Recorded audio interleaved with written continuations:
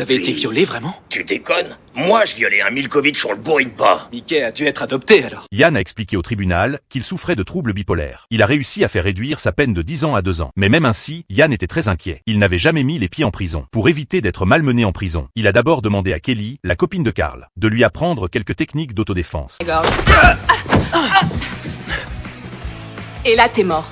Crotte alors. T'as rien retenu de ce qu'on t'a appris. Tu vas te faire défoncer en prison. On recommence. Après avoir appris à se défendre, Yann est allé voir le père de Mickey pour obtenir des conseils de survie en prison, car le père de Mickey avait une longue expérience de la vie carcérale. Ce qui te bouffe le plus, c'est l'ennui. Au départ, tu prends tes marques, tu te fais au décor. Et puis le train-train s'installe.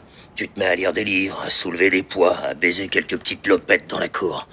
Mais t'es toujours au même endroit avec les mêmes têtes de cons, à faire les mêmes activités de merde chaque seconde de chaque jour de chaque putain d'année. Si j'étais toi, je ferais mes bagages et je foutrais le camp.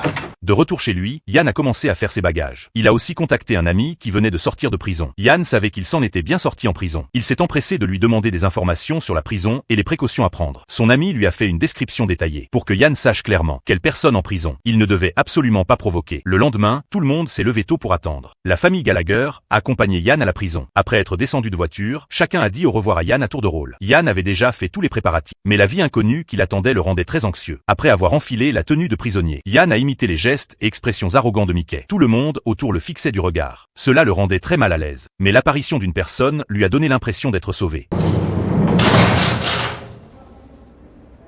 J'ai balancé le cartel pour qui je travaillais et en échange, devine qui a eu le droit de choisir où il allait crécher?